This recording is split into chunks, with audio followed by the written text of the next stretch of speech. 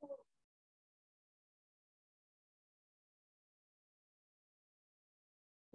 selamat pagi semuanya. Hari ini sengaja saya membuat video karena ada beberapa tugas yang harus kalian lakukan ya. Seperti biasa, nggak hanya teori sih, harus selalu mencoba melakukan implementasi dari teori-teori yang saya berikan ya. Jadi tidak hanya sekedar tahu tentang brain theory. Materi kita hari ini tentang apa ya? Habis liburan. Perilaku konsumen. Gimana UTS kemarin? Semoga oke. Ya, beberapa teman ada yang belum mengumpulkan. Jadi kalau sudah UTS tidak mengumpulkan, sudah bisa dipastikan dia tidak akan lulus. Ya, kecuali ada maaf ini bocornya, ada gambar masuk ya. Ada oknum masuk. Oke. Baik, materi kita tentang pengambilan keputusan. Saya akan memberikan teori secara sederhana, kemudian nanti teman-teman mencoba mempraktekkan proses pengambilan keputusan, ya. Setidaknya proses itu apabila terjadi dalam diri teman-teman. Ya, oke, baik, kita mulai saja.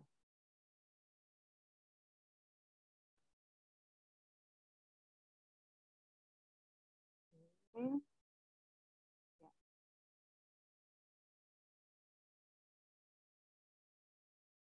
Oke, materi kita tentang pengambilan keputusan. Semoga suara saya jelas ya. Nah, pengambilan keputusan, apa sih pengambilan keputusan? Pengambilan keputusan kalau secara grand theory disampaikan oleh Kotler and Keller, dia menyampaikan bahwa keputusan pembelian itu merupakan proses psikologis dasar yang memainkan peranan penting dalam memahami bagaimana konsumen secara aktual mampu mengambil keputusan pembelian. Nah, ini menurut Kotler, sebetulnya proses pengambilan keputusan konsumen sendiri itu apa?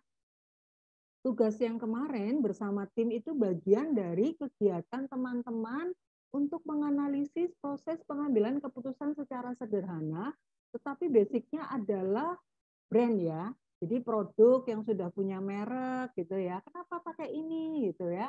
Kemarin sudah bagus sih beberapa, ada yang sudah saya revisi dan sudah mengirim kembali. Oke, saya apresiasi untuk teman-teman memberikan tugas dari saya.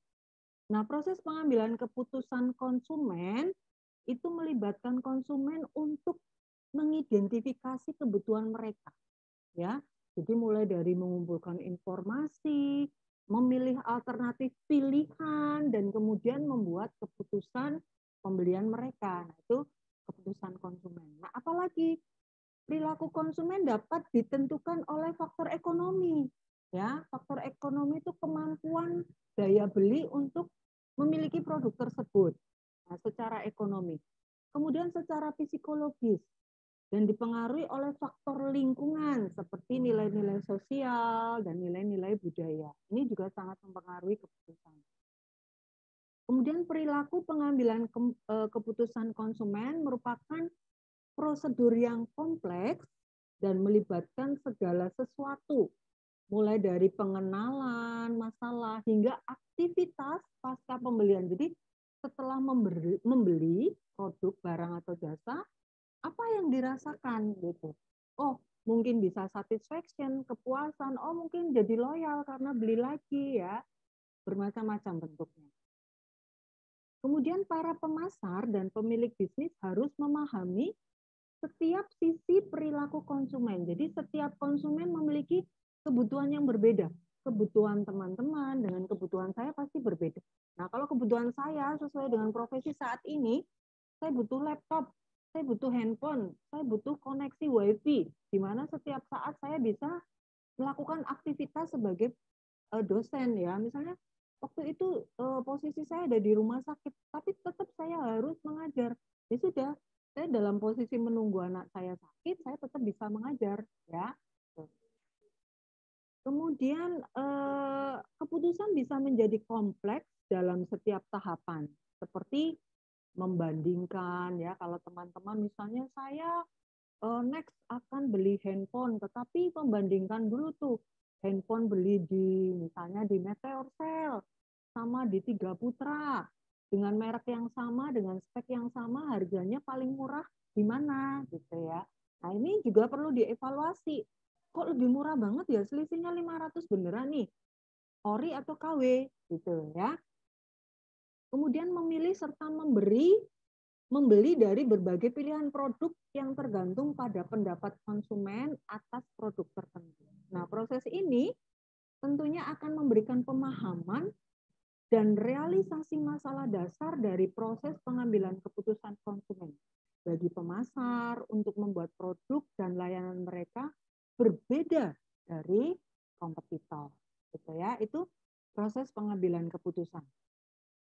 Kemudian berikutnya, mengapa sih kita penting pahami proses pengambilan keputusan konsumen? Kalau dari sisi saya, misalnya sebagai seorang pengusaha, penting banget aku harus tahu konsumen tuh maunya apa, sukanya apa, kebutuhannya apa. Karena nggak mungkin saya memproduksi produk, barang maupun jasa sesuai kebutuhan dan keinginan saya, nggak mungkin dong.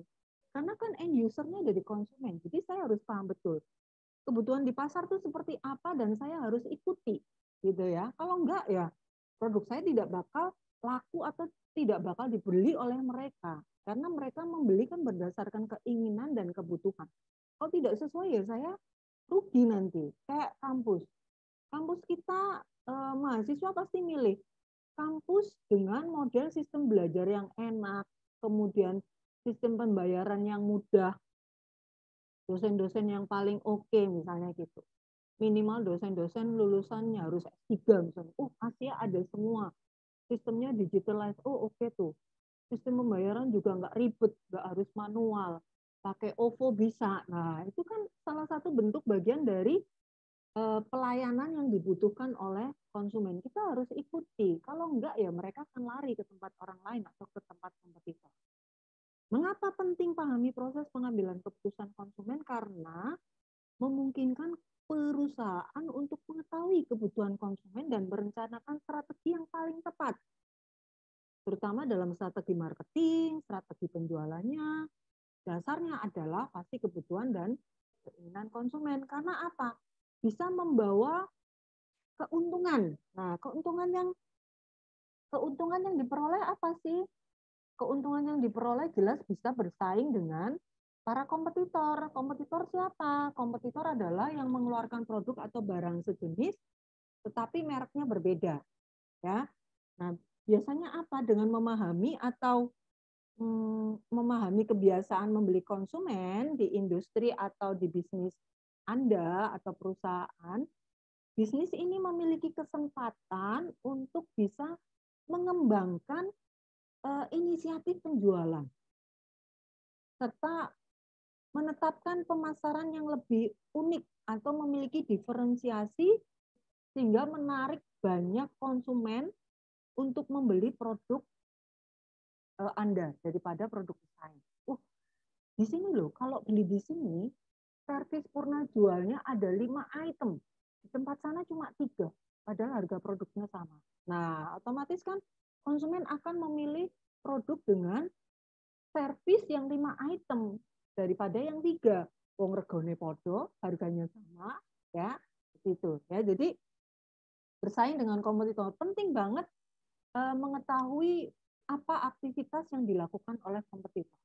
Penting banget, ya. Boleh mengadop, memodifikasi sedikit sehingga berbeda. Nah, itu pasti sebagai alat untuk bisa memenangkan dalam bersaing. Kemudian memberikan informasi yang berbasis pelanggan. Artinya informasi-informasi itu mungkin diperoleh dari para pelanggan atau konsumen yang sudah bertransaksi atau membeli produk perusahaan tersebut. Misalnya apa? Di dalam proses ini pengambilan keputusan konsumen sebagai panduan. Malah konsumen dipakai sebagai panduan untuk apa ya?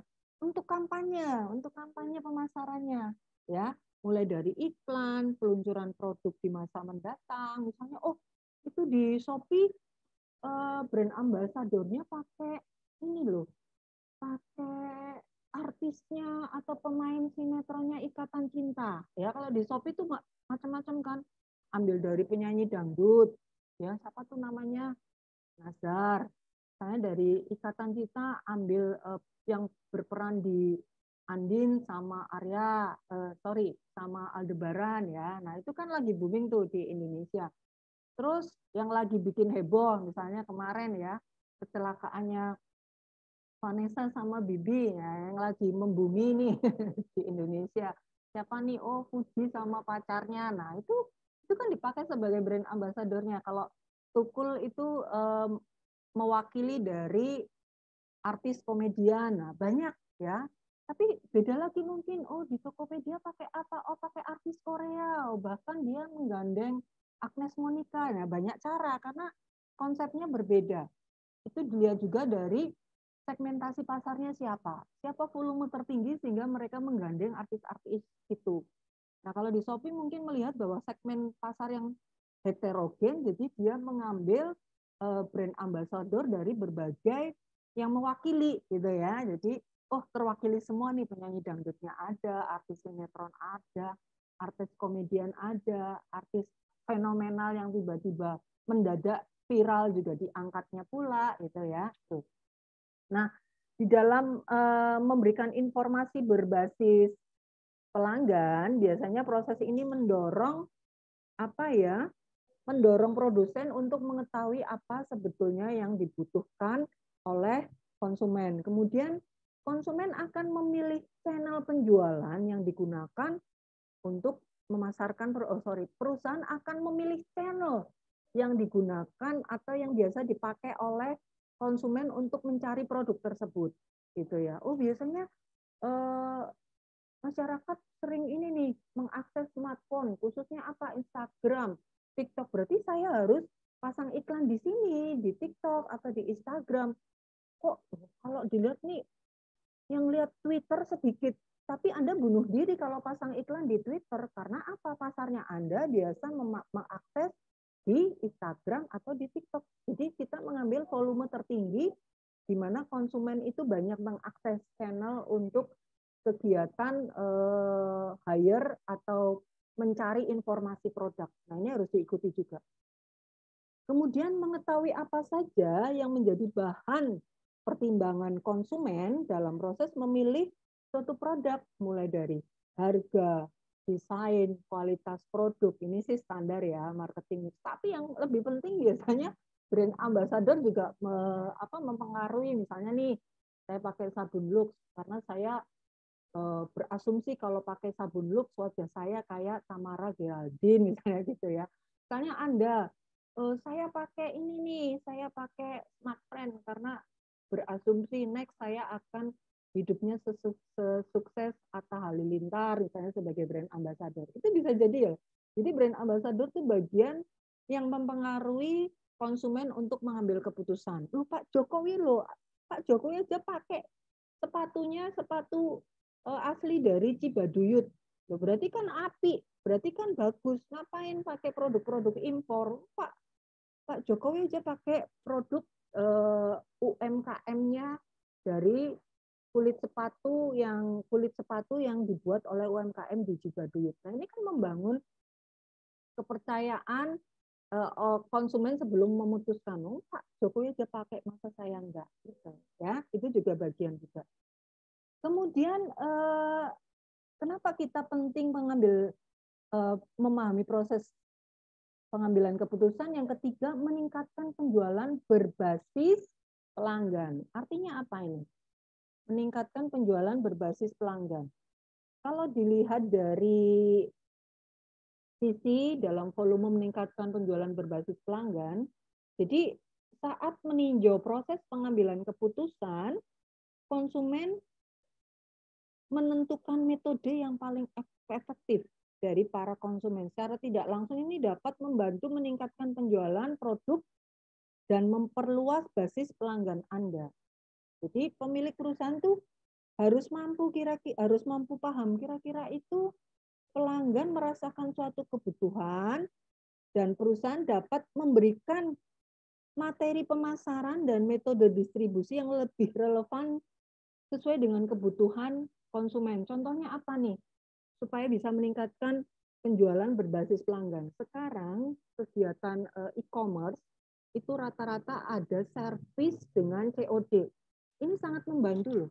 Apabila Anda punya usaha kompetitor sudah menetapkan cara pembayaran COD. Anda nggak bisa, misalnya, oh tempat BTR sudah COD nih, tempatnya Anang belum COD. Tempatnya Anang tuh mungkin sistem transaksinya transfer dulu. Nah, orang ragu, kok disuruh transfer barangnya belum diterima. Nah, yang paling sering kan cash and carry ya, artinya terima barang baru bayar. Gitu. Lebih aman. Lagian produknya sesuai enggak? Nah, bahkan ada lagi yang servis pelayanannya, produknya dicek dulu benar atau enggak, kalau keliru dikembalikan. Gitu. Nah, ini bagian dari pengembangan proses transaksi penjualan yang sangat membantu sehingga meningkatkan penjualan berbasis pelanggan. Artinya pengalaman membeli di produk kompetitor dengan servis yang tadi COD, produk yang tidak sesuai bisa dikembalikan, ini juga harus diikuti oleh perusahaan lain gitu supaya bisa meraih pasar. Kalau caranya masih konvensional, transfer dulu, orang nggak akan mau, takut barangnya keliru. Ya kalau nggak sesuai bisa nggak dikembalikan. Nah jadi kan meminimalisir tingkat kerugian yang sangat tinggi. Ya, jadi males daripada gambling lebih baik saya beli di sana dengan servis transaksi penjualan yang lebih banyak, karena gitu. Ya, ini bagian dari meningkatkan penjualan berbasis pelanggan. Kemudian di dalam pengambilan keputusan ada beberapa tahap yang perlu dipahami juga teman-teman ya. Tahap pengambilan keputusan yang pertama memahami masalah yang terjadi. Artinya apa? Nah, pada tahap pertama konsumen itu mengetahui bahwa mereka memiliki masalah dan perlu membeli produk atau jasa. Jadi pada saat itu dia menemukan satu masalah, perlu nggak ya saya beli produk ini? Misalnya nih, saya nggak sengaja pakai produk yang belum saya kenal, misalnya. Ternyata kulit saya iritasi hebat. Pada saat kulit saya iritasi hebat, terutama di wajah, saya harus cepat-cepat mengambil keputusan penting nggak ya? Saya ke dokter kulit, atau saya alternatif kedua, oke lah saya googling aja deh, kalau kulit iritasi saya harus beli apa? Nah, itu ada satu permasalahan yang terjadi dulu, baru orang akan memutuskan. Ya, jadi memahami masalah yang terjadi itu apa, baru dia akan memutuskan. Nah, mereka mungkin memutuskan bahwa mereka perlu membeli suatu produk sehingga mereka dapat menyelesaikan suatu aktivitas dan dapat memuaskan hasrat mereka. Ini secara psikologis ya, kalau iritasi saya sembuh, otomatis akan membuat saya semakin tenang gitu. Kemudian menyelesaikan sebuah masalah, membuat seseorang menjadi bahagia dan meningkatkan pengetahuan mereka. Nah, pengetahuan apa yang bisa saya ambil? Nggak boleh sembarangan membeli produk kosmetik kalau tidak tahu, gitu ya. Meskipun sudah ada testimoninya, tapi kan perlu kita konsultasi dengan ahlinya. Itu pengetahuan yang harus saya ambil. Nggak boleh coba-coba, sehingga menyebabkan permasalahan. Kemudian, sebagian pemilik bisnis juga perlu mengidentifikasi keadaan yang memicu kebutuhan tertentu atas masalah ini dengan mengumpulkan informasi dan dari sejumlah konsumen, sehingga perusahaan dapat mengidentifikasi rangsangan yang paling sering membangkitkan minat akan kategori produk tertentu. Nah, misalnya di masa pandemi, orang itu butuhnya apa? Butuhnya 3 waktu itu, hand sanitizer, masker, sama disinfektan. Nah, perusahaan tanggap nih, produk saya kan produk sabun mandi. Nah, berarti produk sabun mandi komposisinya harus ditambah, tidak hanya membersihkan dan menyehatkan, tetapi mengandung disinfektan yang aman untuk kulit gitu. Nah, ini kan masalah yang terjadi pada saat itu, atau bisa juga melihat fenomena yang terjadi pada saat itu. Nah, ini yang namanya memahami masalah yang terjadi. Kemudian memilih produk, ya, memilih produk pada tahap kedua proses pengambilan keputusan konsumen, konsumen telah tahu masalah mereka dan mulai mencari solusi akan suatu produk atau layanan, dan kemudian meneliti jenis produk yang tersedia di pasar itu seperti apa, gitu ya. Kemudian mereka mungkin melakukan pencarian ya di internet, bisa lewat orang lain, teman terdekat, atau bisa melihat iklan dan bisa cek juga produk di toko online atau offline, atau meminta saran dari keluarga, teman untuk bisa mengambil satu keputusan. Waduh, baterai saya mau habis ya. Tolong charger. Ya, oke. Help me please. Maafkan ya. Nah, kemudian yang ketiga, membandingkan produk dan layanan dari kompetitor. Ini penting banget. Nah, ini model saya nih. Saya nggak mau beli produk hanya dari satu sumber. Saya selalu mencari sumber supaya saya bisa memperoleh harga terbaik dengan benefit yang sama. Ini orang ekonomi, jangan sembarangan. Ya. Jadi yang ketiga ini membandingkan produk dan layanan dari kompetitor. Misalnya setelah konsumen menemukan produk atau layanan yang memenuhi kebutuhan mereka, mereka sering membandingkan penawaran yang serupa dari penjual yang berbeda, ya, dari sumber yang berbeda. Nah, berdasarkan harga dan kualitas, proses ini disebut yang namanya evaluasi. Evaluasi pilihan, ya, ini wajar lah.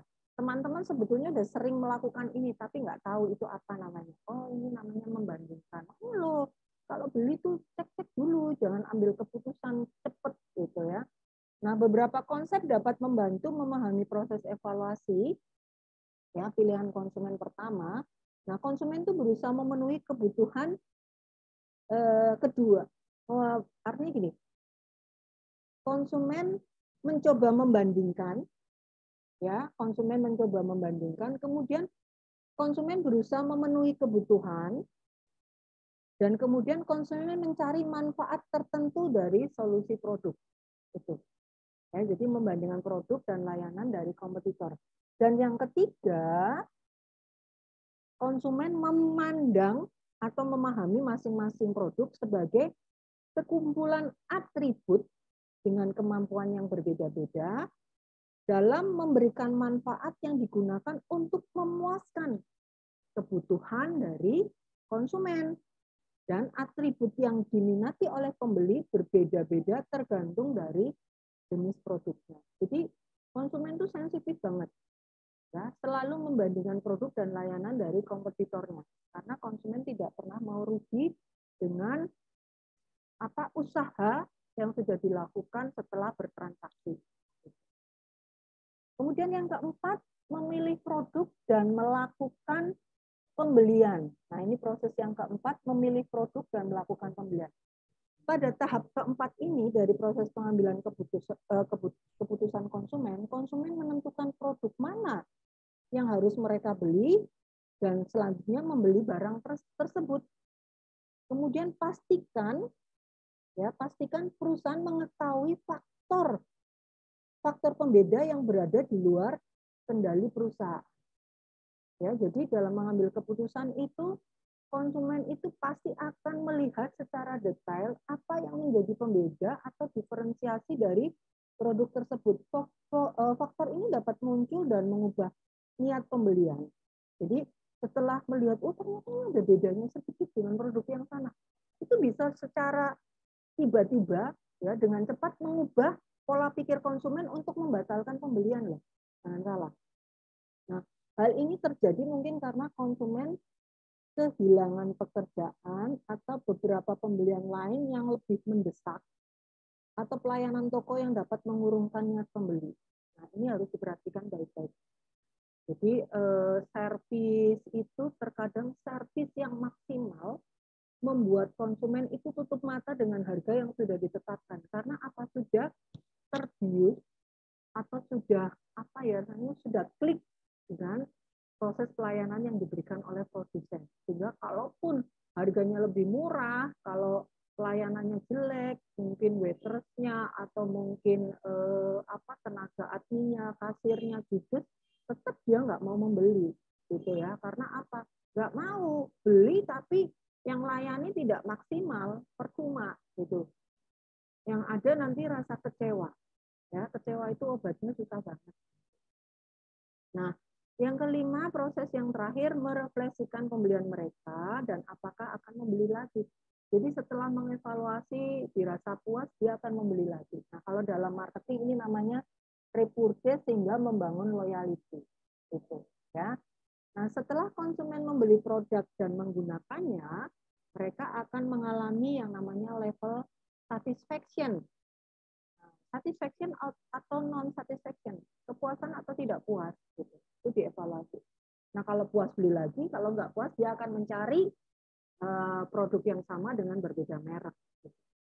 Konsumen dapat secara akurat menentukan apakah produk tersebut sepadan dengan harganya dan apakah mereka ingin melakukan pembelian berulang dari produk yang sama. Ini adalah bagian dari refleksi dari konsumen.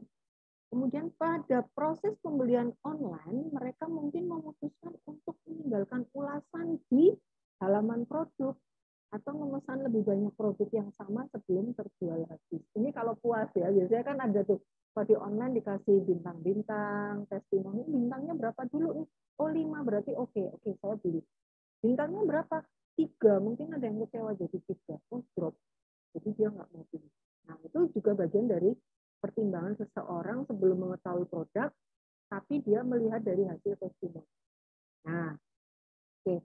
Saya mencoba memberikan contoh dan ini nanti silakan menjadi bagian dari tugas teman-teman ya. Contoh yang saya berikan ya itu proses pengambilan keputusan untuk 4 kategori. Silakan Anda buat ilustrasi keputusan pembelian yang dasarnya adalah pengambilan keputusan dalam pembelian kendaraan bekas ya.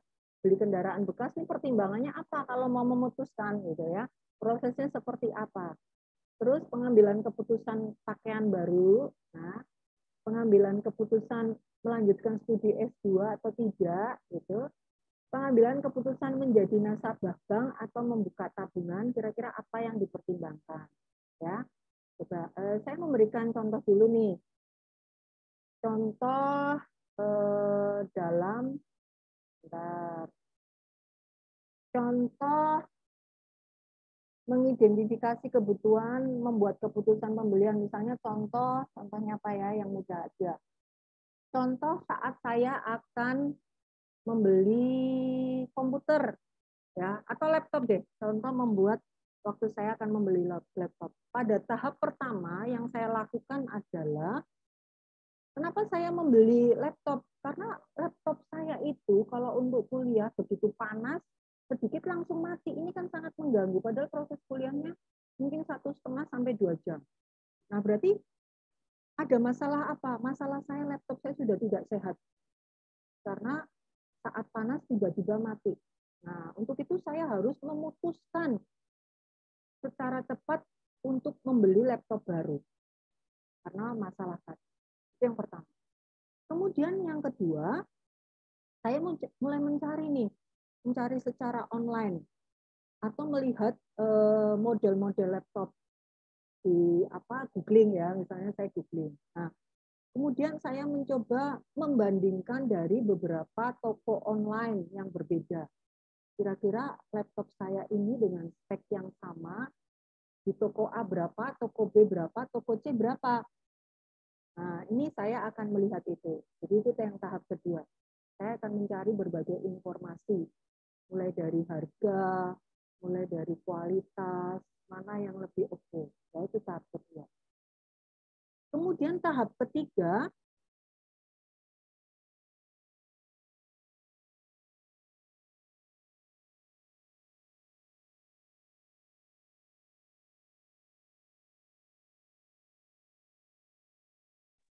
maafkan tadi keputus. Yuk kita lanjut ya.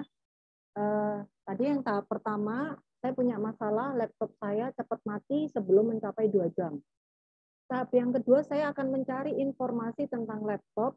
Ya, mungkin alternatif pertama saya akan mencoba melihat dua merek dari Asus dan merek satu lagi dari merek saya Lenovo. Nah, dengan spek yang sama, saya akan mencoba membandingkan harga di toko yang berbeda, toko A, B, dan C. Gitu. Nah, tahap ketiga, saya akan mencari model mana yang paling tepat untuk sesuai dengan kebutuhan saya. Misalnya saya harus seminar keluar kota, berarti saya membutuhkan laptop yang lebih simple, misalnya gitu. Tahap ketiga, setelah saya menetapkan, oh toko B ternyata harganya lebih murah. Pada tahap ketiga ini, setelah saya menetapkan satu toko, saya tetap akan melihat hasil dari testimoni, karena secara online kualitas dari toko itu kan testimoni ya. Oh ini bintangnya 5, berarti oke dong. Ya, bintangnya 5, berarti oke. Kenapa saya nggak milih di toko C? Kenapa saya nggak milih di toko C? Harganya memang lebih murah, tapi servis purna jualnya lebih banyak di toko B, misalnya gitu. Nah itu saya sudah mulai tahap ketiga, membanding-bandingkan. Nah, pilihan saya jatuh kepada toko yang B. Kemudian tahap keempat, karena saya menginginkan laptop dengan kualitas yang baik, ya, laptop dengan kualitas yang baik, ternyata di toko B itu memberikan servis atau garansi bahwa di tempat lain mungkin garansinya hanya 3 tahun. Di toko B bisa 10 tahun, tetapi saya harus menambah cost untuk insurance-nya. Ya udah nggak apa-apa, karena saya pertimbangkan cost insurance itu yang tercover apa, termasuk merchandise, maintenance, pemeliharaan selama 10 tahun. Karena saya pikir kalau laptop rusak itu maintenance-nya sangat mahal gitu ya. Jadi dengan harga cost insurance-nya nggak terlalu mahal, bagi saya itu benefit yang sangat tinggi. Karena kalau di tempat lain setahun, begitu setahun ada kerusakan, kita harus membayar lagi. Kalau ini enggak include sama insurance. Itu tahap yang kedua. Tahap kelima, setelah saya membeli laptop itu, ya setelah saya membeli laptop di toko B dengan merek Lenovo, dan saya menemukan pelayanan yang lebih dari toko A dan C, saya merasakan puas. Karena saya merasakan puas, saya merekomendasikan anak saya waktu dia mengalami trouble yang sama untuk membeli laptop di toko B. Ya, jadi itu tahapan saya ada berapa tadi? 1, 2, 3, 4, 5.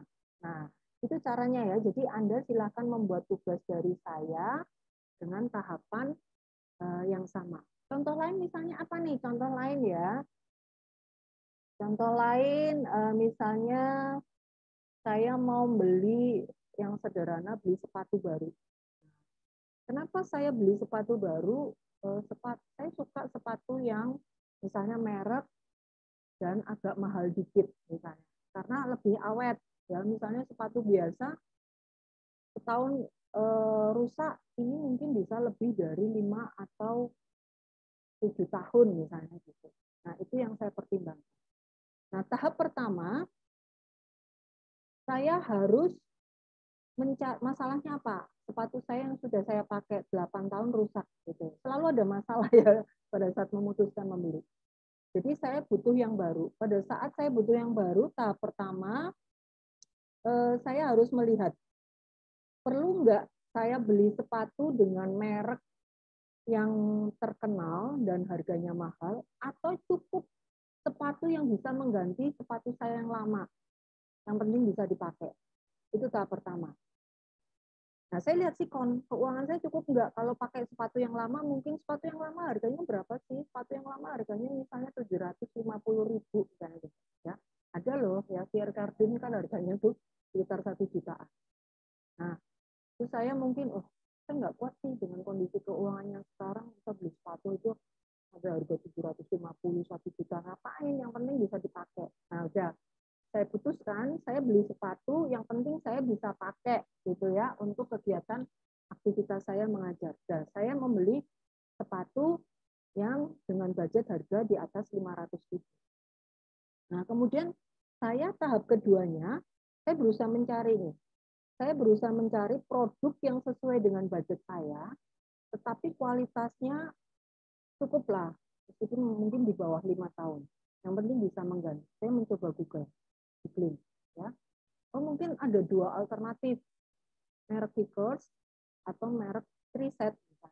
Oh, ternyata Triset harganya lebih murah daripada Kickers. Kickers kan mungkin harganya 500-an. Itu pun 500 itu pun yang sudah diskon, berarti produk lama. Kemungkinan nilai kualitas kulitnya jelek. Nah, saya googling. Oke, saya putuskan pakai Triset yang penting bisa dipakai. Terus saya googling tuh di situ, berapa harga Triset di Shopee dan Tokopedia atau mungkin di Lazada. Dari tiga itu, saya menemukan, oh di Shopee lebih murah nih, tapi kena ongkir. Di Lazada lebih mahal, tapi free ongkir. Terus saya pertimbangkan juga, ya, oh di Lazada lebih mahal, tapi kena free ongkir, nggak kena ongkir. Di Shopee lebih murah, tapi kena. Nah, itu saya bandingkan. Antara total Shopee dan di Lazada totalnya berapa? Oh, selisih 50.000 lebih murah di Lazada. Kemudian saya choice yang Lazada gitu. Nah, setelah itu saya cari informasi ke teman saya. Kalau Kickers sama Riset bagus mana ya? Ya jelas bagus Kickers lah katanya gitu. Tapi ini yang harga sekian, harga yang ini harga diskon gitu. Kalau yang preset ini kan lebih murah, tapi ini produk baru, pasti lebih awet. Setelah saya pertimbangkan, sebetulnya sama, jatuhnya sama ya. Jatuhnya sama sih sebetulnya. Ini produk mahal, tapi yang dijual murah karena diskon, ini produk baru, tapi lebih murah. Sebetulnya sama. Nah, sekarang saya tinggal melihat, oke, saya kan biasa pakai Kickers, ya lah, sekarang saya coba pakai preset. Dan saya tahap 3, saya memilih preset. Tahap keempat, saya memutuskan membeli preset karena yang penting bisa dipakai untuk mengajar, bukan merek atau kuatnya. Yalah, memang benar Kickers lebih kuat, tetapi keputusan saya yang penting saat ini bisa dipakai. Akhirnya yang keempat, saya memutuskan untuk beli preset. Nah, setelah saya beli preset yang kelima, ternyata baru 1 tahun sudah jebol. Nah, waduh, saya kan bunder ya, melingkari melingkari kalender saya. Iya, itu pas 1 tahun lebih 3 hari sudah jebol. Di situ saya agak kecewa, gitu ya. Wah ya sudah, saya sepertinya harus kembali ke merek yang awal, ke Kickers. Gitu. Nah itu tahapan keputusan pembelian di produk baru. Ya udah ada 1, 2, 3, 4. Silahkan Anda mencoba membuat dari 4 kategori yang saya berikan, kemudian dibuat dalam bentuk narasi saja, kemudian dikumpulkan di situ. Oke, ya sudah jelas ya tugas dari saya. Ada pertanyaan enggak? Kalau tidak ada pertanyaan, kita akhiri materi kita tentang keputusan, proses keputusan membeli. Dan silakan Anda mencoba untuk mengerjakan tugas dari saya. Ya. Tujuannya apa mengerjakan tugas dari saya? Supaya Anda paham bahwa dalam pengambilan keputusan ada proses-proses